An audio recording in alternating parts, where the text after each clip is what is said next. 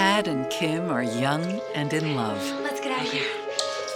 but from opposite sides of town. The two families was like oil and water coming together. Pat loved Kim, and I think that he would have fought for her no matter what. The star-crossed lovers defy everyone to build a home together and amass a fortune. She had the fancy jewelry. She had everything. She had everything. From the outside, it looked like everything was perfect. I will take you for everything. Screw you. Until lies and betrayal land one of them in the grave. Things started getting bad, and everybody knew it. Come and catch Stop! the party! Hey, stop it! The party! Stop it! Love may be blind and marriage bliss, but divorce is murder.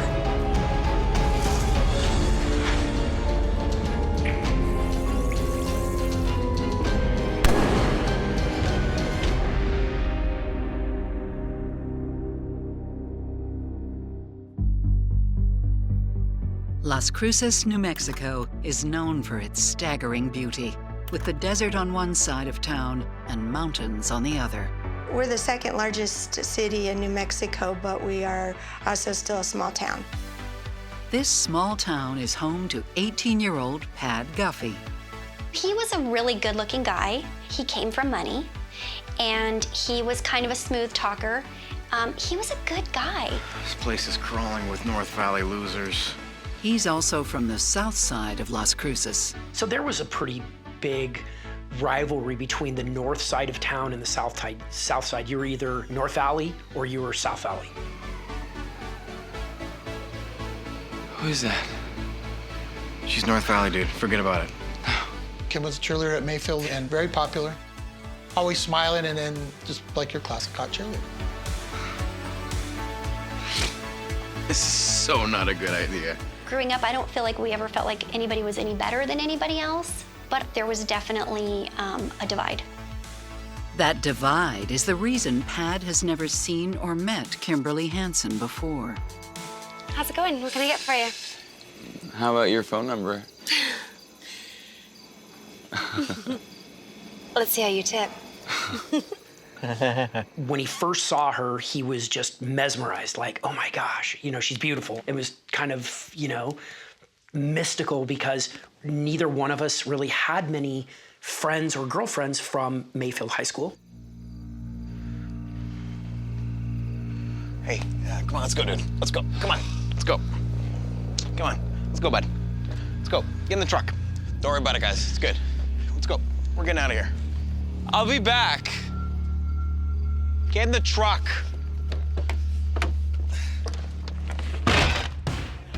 Eventually, Pat and Kim end up at the same house party.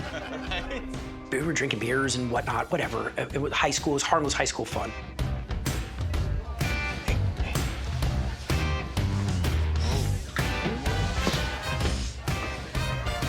I'm gonna get another beer. Yeah, sure you are.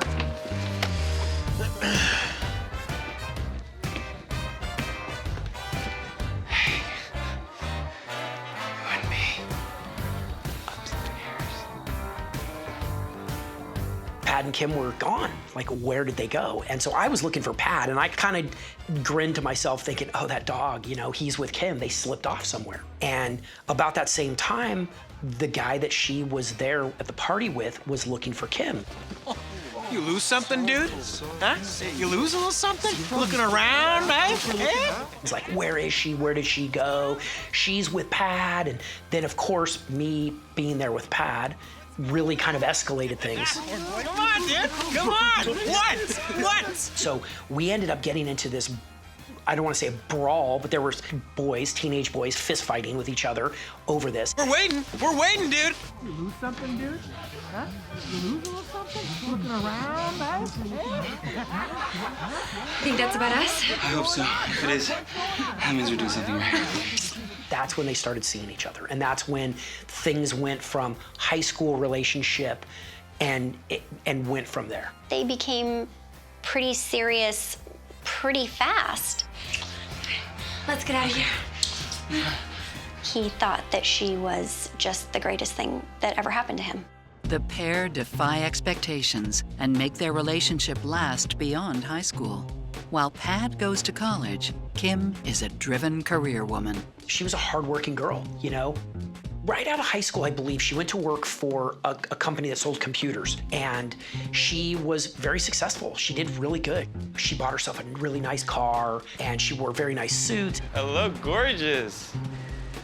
I think she probably had to be making $100,000 a year back in the late 80s, early 90s, as a single woman. Where to, patty cake? How about Timbuktu?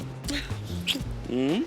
I think Pad was impressed with her ability to earn that kind of money on her own. Come on, give me the keys. Okay. I have a surprise for you, kid.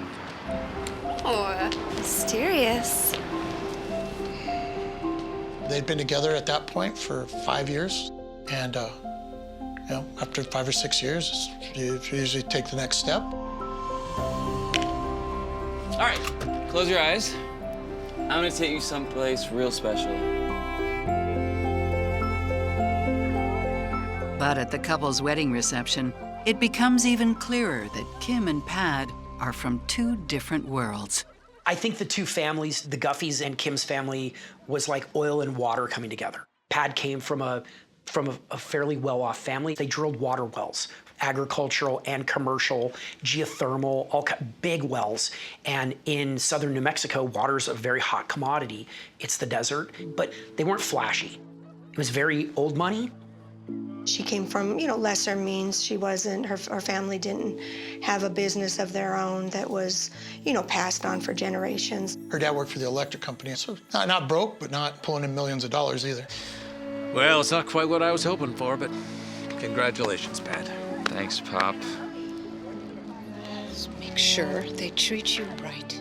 I think Pad's dad was a little apprehensive of her intentions, and I don't think he liked her. I think maybe the Guffeys always felt like Kim was looking for something, that she saw an opportunity with Pad. Uh-oh. It'll be fine. They only have to play nice for one night. What's your poison? Beer, wine, or whiskey? I like water, not poison. Ah, yes. Bless your heart. I think Kim's family looked down on Pad because he drank. Psychotherapist Stacy Kaiser and forensic psychologist Brian Russell see bumps in the road ahead. Pat and Kim are basically from different worlds in the same community. He's rich and she's not, and that might not make a difference at all. However, at this young of an age, it's challenging to manage the fact that their parents aren't on their side. It seems like Kim's parents have an issue with thinking that Pad's parents are drink too much or something. It doesn't really seem like they've got great grounds to have objection to him and his background, and his parents seem to have maybe some concerns about the fact that this socioeconomic status isn't very equal, and maybe that'll cause a problem for the couple, which I don't think it would. So I don't really understand why the parents on either side have these objections, but the fact that they do doesn't bode well for the relationship, because you want to have the extended family be supportive.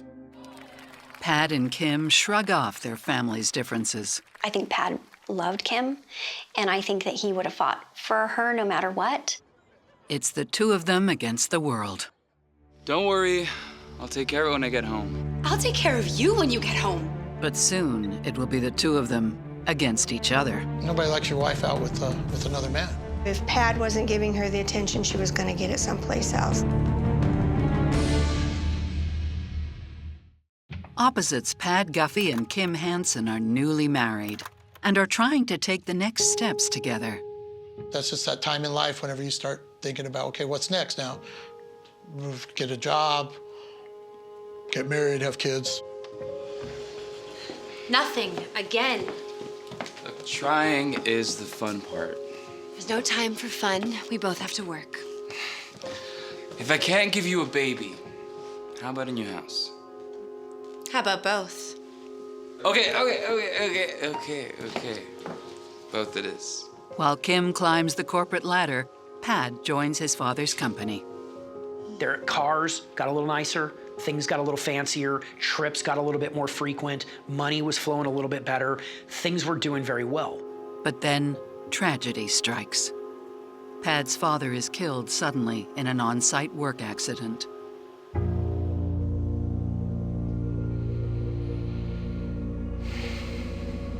It crushed Pad pretty severely. But I think there was a lot of pressure on Pad to take over the business. And being an only child, it was expected for him to do that. It was an important thing that his grandfather had owned it, his father had owned it. Doesn't seem like it would have been a real option to just sell it. It's nice to see you again. Sorry about your dad. Kim agrees to join the firm at his side. There's someone I'd like to introduce you to. I don't know that that was really her dream. At first, I think that she submersed herself into it and went full-fledged. But I think eventually it started to wear on her. Hi, Bruce. Nice to meet you. I've heard so much. Can't wait to get started. She wanted something way more glamorous and probably way more fashionable than to be a well driller. Will you, excuse us for a moment?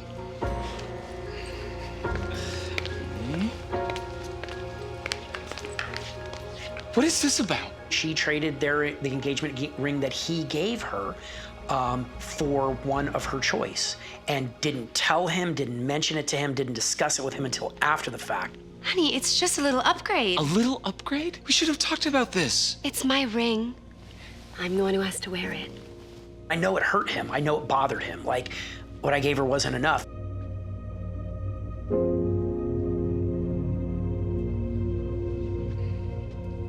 When I see Kim take back the original diamond and trade up for a larger one, I'm surprised and concerned. I'm surprised because Kim is the one in the couple who comes from the more modest background. And so I would expect her to be appreciative and actually to feel that the original diamond was something really great. And then I'm concerned because she seems to be trying to almost erase that more modest background.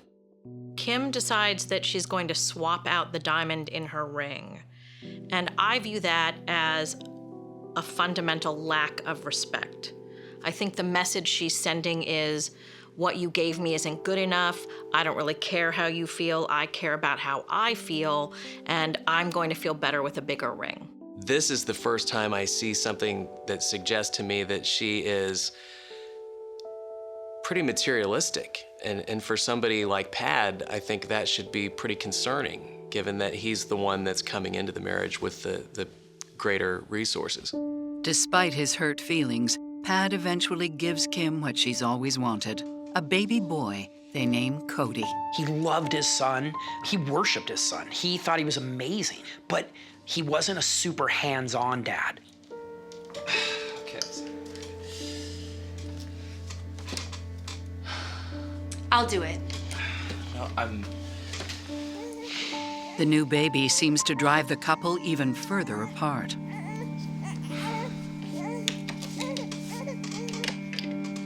Fine. Guess I'll go to work then. Having children changes the dynamic in any relationship. She obviously wore the pants in the relationship, or at least that's the way I felt. While Kim takes care of their son, Pad's money helps buy the growing family a place in the gated community of Messia.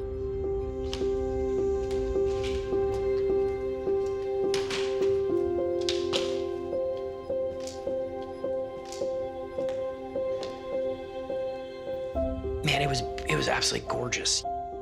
From the home theater to the computer system to the security system to the swimming pool to the kitchen. And I mean, Kim didn't even cook. It was amazing. She had everything. I think having the cars and having the money and having the house were probably her way of showing that she had succeeded, that she made it. Pat? Pat? Where the hell are you?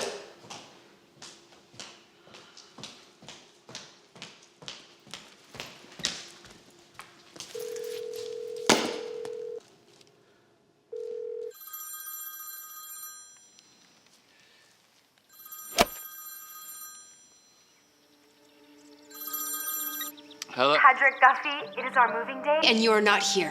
When they built the new house and they moved in, Pad was supposed to be there for the movers, but they went to play golf.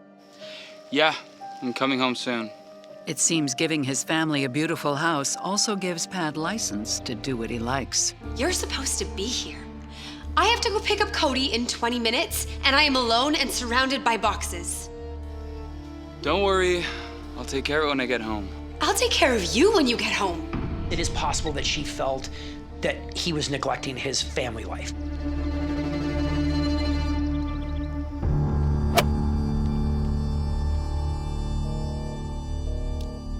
Are you there? Are you there? If my husband went golfing on our moving date, I would probably be very upset. I mean, of course, he wanted a beautiful wife and a beautiful home. Of course, I think expectation also was to be happy, and I don't think he was. And that lack of happiness is just the first stop on the road to marital hell. Sometimes it's not what you do, it's how it looks. I know it went nuclear in about 2 seconds. Pad and Kim Guffey seem to love the perfect life they've made together, but they're struggling to stay in love. Hey! Pad's behavior is not helping. I am gonna make a toast. Pad kind of had a fascination with strip clubs. To old friends and new deals. Cheers, boys. He blames the demands of his job.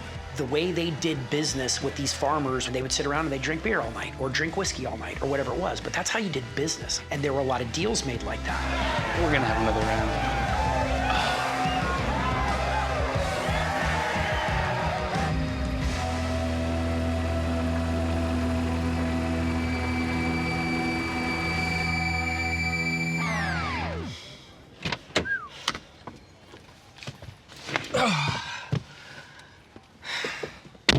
Why are you even here?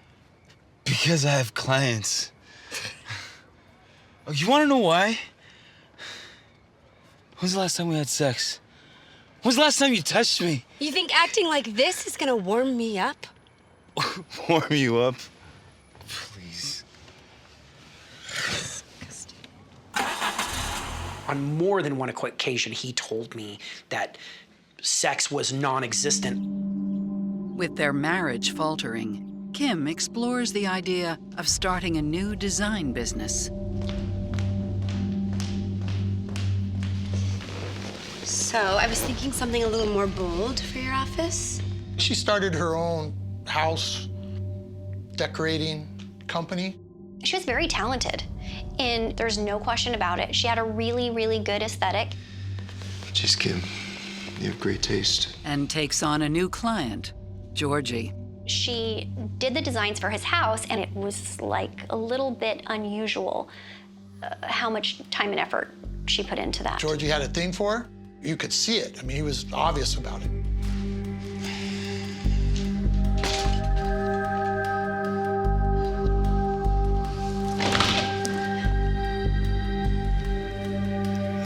I should go.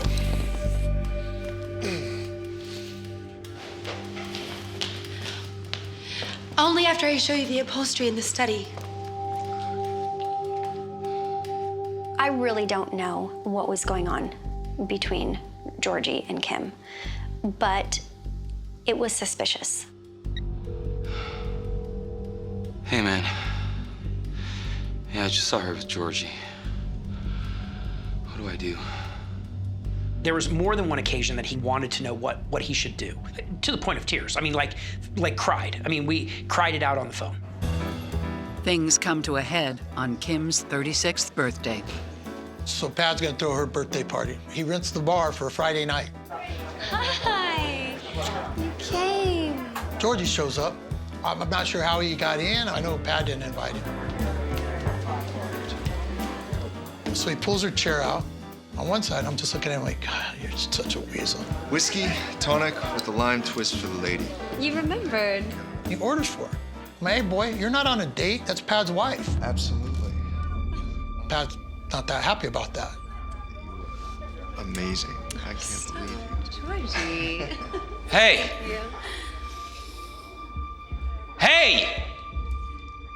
The hell are you doing here? Your wife invited me.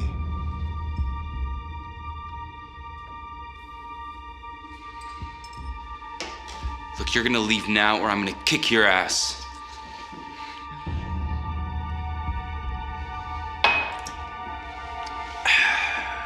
I like to see you try. So people get in the way. The bouncer goes to throw Pat out. So he gets thrown out of this party he paid for. He did get kicked out of the bar that night. This is my freaking party.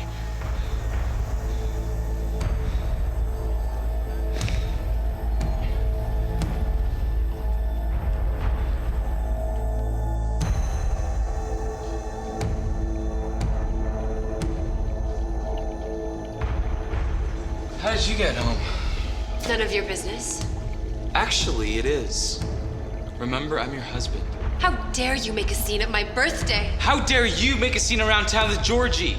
I told him specifically, you should appeal to her and say, listen, I love you. You're my wife.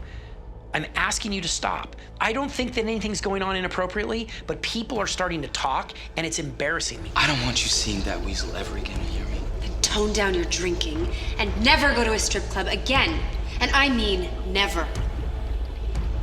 That's fair.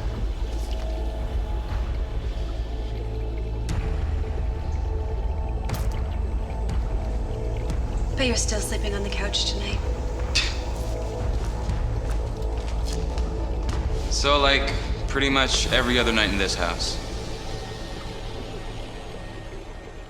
Kim and Pat's relationship has soured sexually. And that doesn't surprise me because I think it's hard for a woman to feel sexy about a guy whom she doesn't respect. And Pat is behaving in some ways that are not worthy of respect. He's spending a lot of time out drinking with clients. He's going to strip clubs with clients. And at the same time, Kim is behaving in ways that I think are inappropriate with Georgie also, and it seems to me almost like she's using that as kind of a bargaining chip. Like maybe then we can come to an agreement that you'll stop doing that and I'll stop doing this. At this point, it really looks like their relationship is deteriorating. And yet, when things begin to come to a head and they have a fight about this, and they both decide they're gonna get rid of those outside relationships, I begin to see some hope for them. They're actually coming together as a team, and they're working together to solve their problems. Pat keeps his promise. For a while.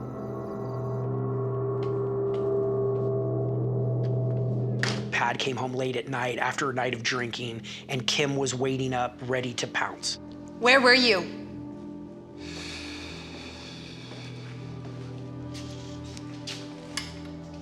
I said, where were you? Clients. Farmers don't drink until 3 in the morning. Fine. You want to know where I was? I was with somebody else. With? I had sex with somebody else.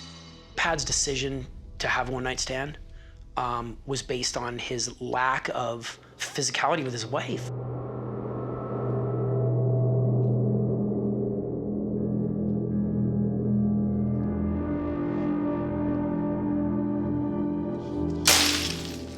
I'm sure she absolutely flipped her lid. I know it went nuclear in about 2 seconds.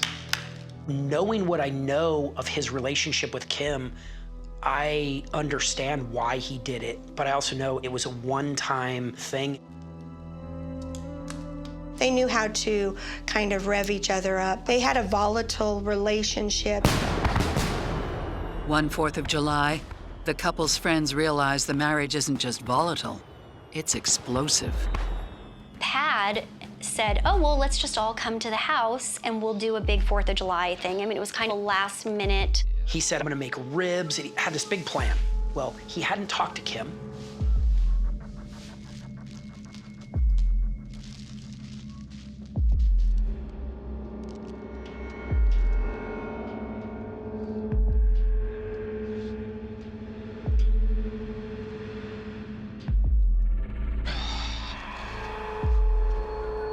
We're not having a party. It's too late, it's on. So cancel What? the party. No. Call everyone and cancel it. I said no. Do it! Call them and cancel Stop. the party! Hey, stop it. The party! Stop it. Fine. Have it your way, bitch. I finally got it out of him. I said, what happened? He's like, she absolutely flipped out and went mental. She had a hanger in her hand and she was smacking him with the hanger on his back. And he had welts all over his back. And I'm like, are you freaking kidding me? What did you do? And he's like, I didn't do anything. What am I supposed to do? I know this sounds crass and terrible, but it's like he put so much work in with Kim that he wasn't willing to let it go. Through good times and bad times, I think he loved her and he hated her at the same time. But love and hate can be a lethal mix. There was a very small puncture wound. Screw you. It was probably the only way that he could hurt her.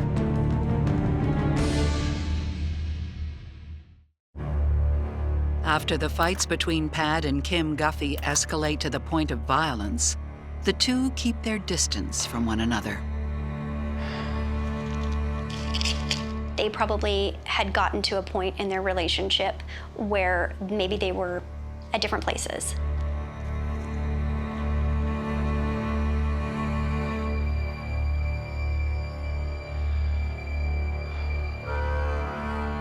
Kim focuses on a new friendship with a parent from their son Cody's bowling league.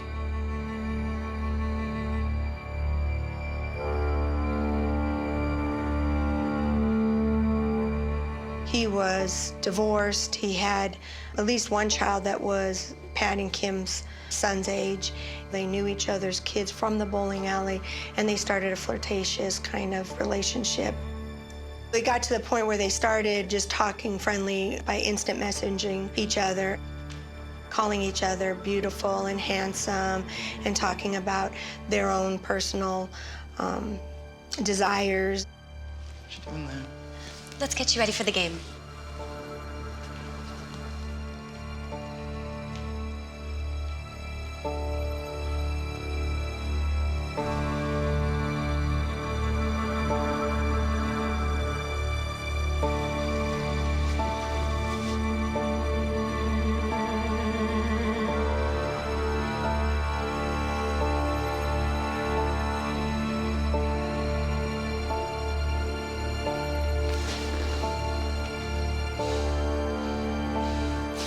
I want a divorce. Fine. But if you leave me, I will take you for everything. Screw you.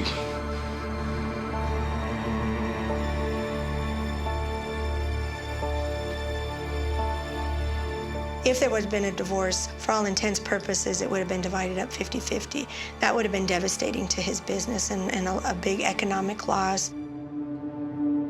He was really hung up on the fact that I've worked really hard for a long time, and I'll be damned if I'm gonna give her half of what I've earned. And that's how he felt.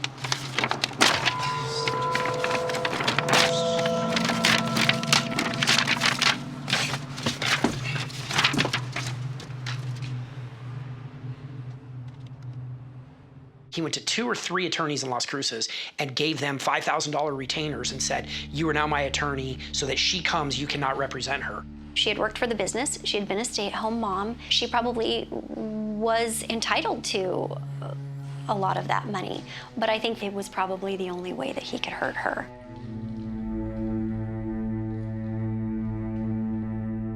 Things have really escalated with Pat and Kim. It's reached a point where divorce is being discussed, lawyers are being retained, there's threats about money.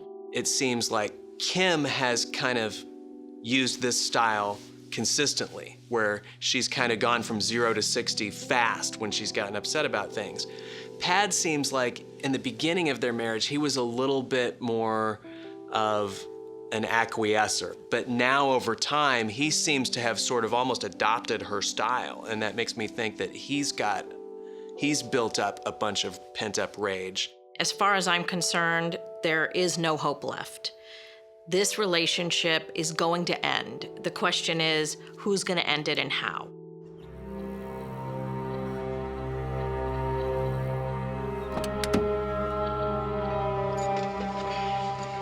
While Pad worries about the possibility of losing half his fortune, rumors are starting to fly around Mesilla about somebody else in his wife's life. I had heard it was some personal trainer. That's it. A neighbor had said that it was kind of funny. Every day, Pad's truck would leave the house and somebody else's car would show up. I heard that the car that was coming and going in the mornings and in the afternoons was the personal trainer. Again, Las Cruces being a small town, people talk and people noticed, and I think people saw things. Is it idle gossip or damning truth? During a weekend visit from Pad's mom, tension is at an all-time high.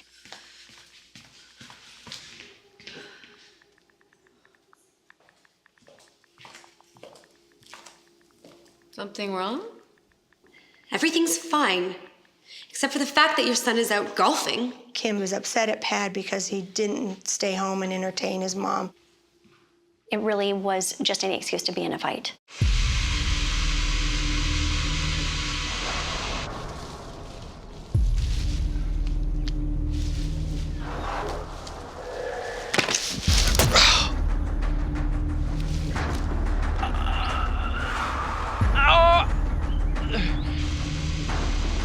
Kim. Oh my God! Oh my God! Ambulance. Oh my... Call an ambulance. What happened? I fell on a bridge.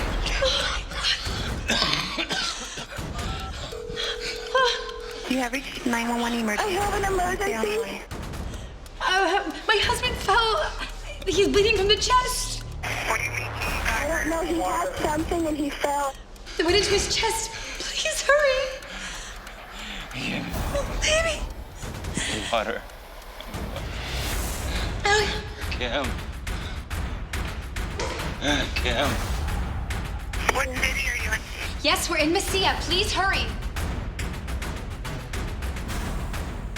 I need an ambulance fast. Give me 1 second, okay? I've got to page up the units, okay? Don't hang up. Please hurry. First responders and police from the Mesilla Marshal's office arrive on scene. Tell him what happened.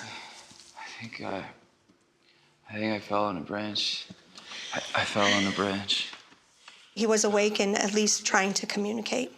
He was really thirsty. He was really upset. He did say that he fell.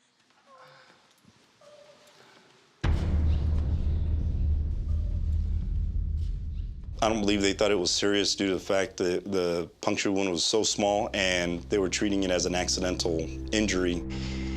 It just so happens the puncture hit a crucial point. It went through 2 of his ribs and then just went right into the heart. So he was declared dead fairly quickly after getting up to the hospital. I get a telephone call from my mom, who still lives in Las Cruces, and says, you know, Pad's dead. And I'm like, what? I couldn't even process it. And at the time, I'm thinking, impaled? What does that mean? He's been impaled. You know, it was just this tragic accident. We don't know what happened. Like, was he landscaping? Was he on, like, a cherry picker? Like, was he on the rig? Like, how do you fall on a tree branch?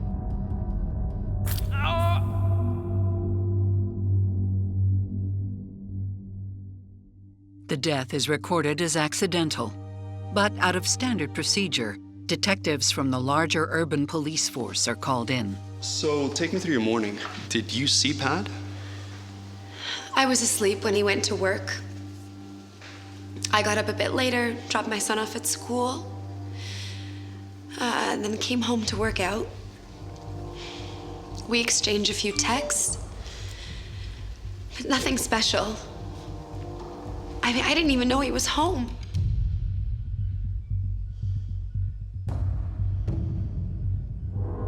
And I came into the kitchen to make a smoothie.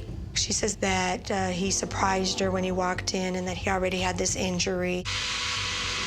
Kim! Oh my God! Ambulance. Oh my God! What happened? And I could see blood coming out of his shirt, but it didn't look that bad. She just didn't realize that he was hurt that bad. He tends to overreact, she tells them. And then, of course, he dies. And she's very cooperative. I cleaned up a bit. She cleaned up the blood because the son would be coming home, and she didn't want him to see that. He was going to have to be told that his dad had died, and so they didn't want him to have more trauma. Do you mind if I just look around a bit? Be my guest.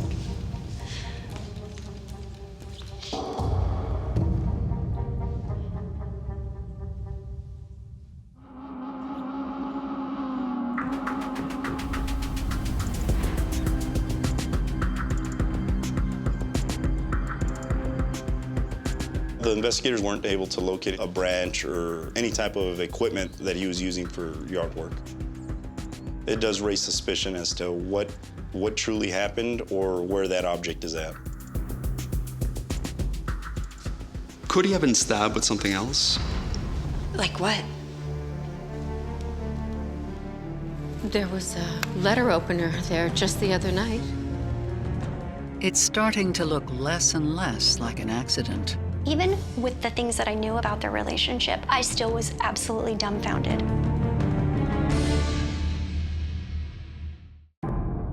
Pad Guffey is dead in an apparent fluke accident when he falls on a branch and it goes through his heart. But investigators start to doubt the story told by Pad's wife, Kim, after one of his employees says they saw him around 10 a.m. on the day of his death. One of the employees stated Mr. Guffey appeared to be angry. And then he actually went, got in his car, sat there for a little while, continued a conversation on the phone, being animated with his hands, and then just disappeared. That worker thought that he had gone to another work site. But instead, he went home. Kim is interviewed another time and is asked again about her communication with Pad that morning. So you were just texting Pad that morning?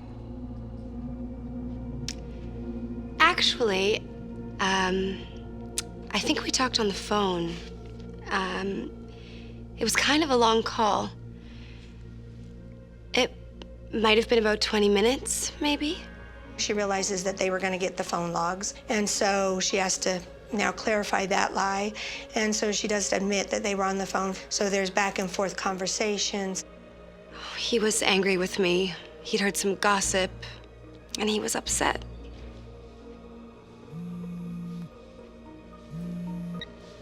Hello? Are you alone? What? You heard me. Is there someone there with you right now? Of course not. You're lying. If you're lying right now, I swear I'm gonna hurt myself. He hung up on me.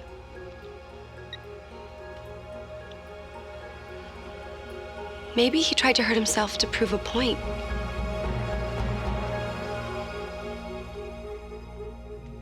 Nothing is adding up.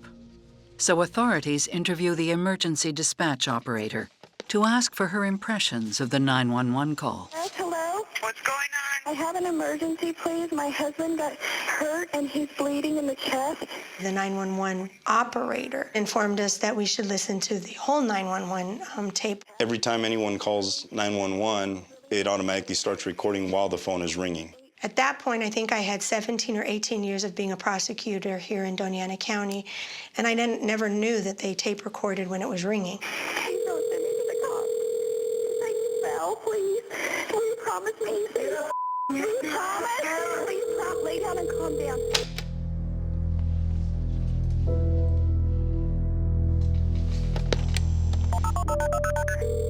In the car, please don't send me to the cops.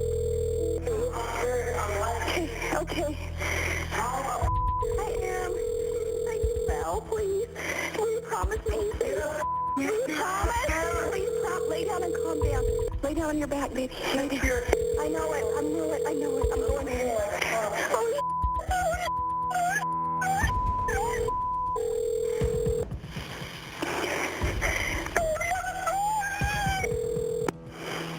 You have reached 911 emergency. I have an emergency. The gal court. Please hurry. A high volume. My husband is hurt. He's bleeding. I don't want you to die, baby. Calm down. Lay down and relax. What can I do? 911 operator will be on the line as soon as possible. I know, baby. Operador tomará su llamada lo más pronto posible. You're listening to it, you hear that slip up at the very beginning where she says, I just stabbed my husband. And of course, it's in the car. Please don't tell anyone. She's talking about the weapon that she used to stab him, that she had put it in the car and that it was not in the house, so nobody was going to see it. Please tell him it was an accident. With that call, investigators have a good idea of what may have happened that tragic morning. Kim and Pad start fighting after Pad becomes suspicious his wife isn't home alone. Hello? So, are you alone? What? You heard me! Is there someone there with you? Something made him get in the car and go there on the spot. I really don't know if there was someone else there or not, but it could have been the personal trainer. Kim, don't me. Is there someone there with you? Actually, he just left. She was telling him about a relationship she was having, an emotional type affair, if you will. And I think that he went home to confront that and see if it was true. I'm done. You're not getting a thing. Oh, really? There isn't a lawyer in town that can save you. You were the one that cheated, remember? Lawyers are gonna have a field day with that one. Wait, where are you? Closer than you think. Good. Because I'm gonna take you for everything. Like hell you are. You have no right to take anything from me.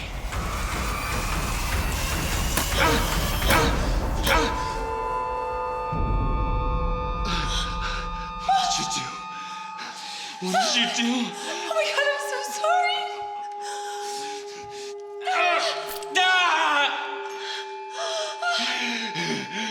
Call for help.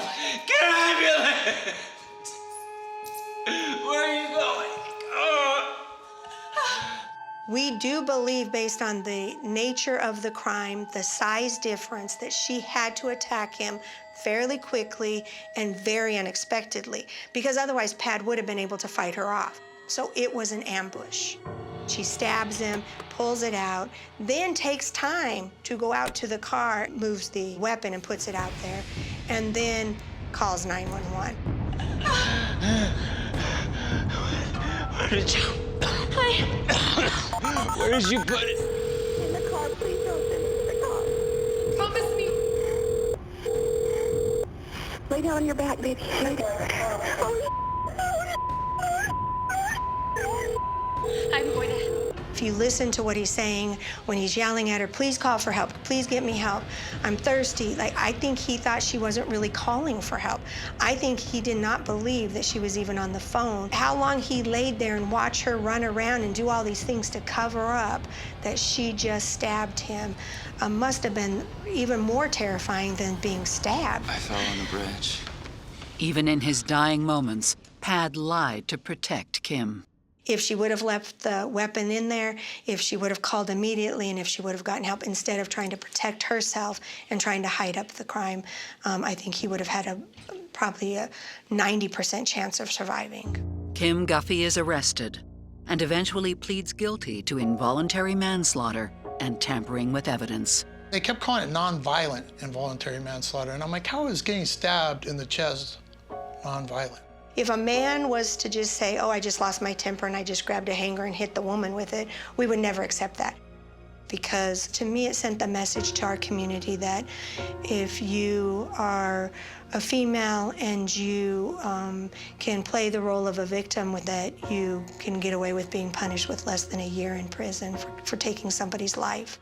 If you stab someone in the torso one time with a letter opener, you actually have a higher chance of not killing them than of killing them.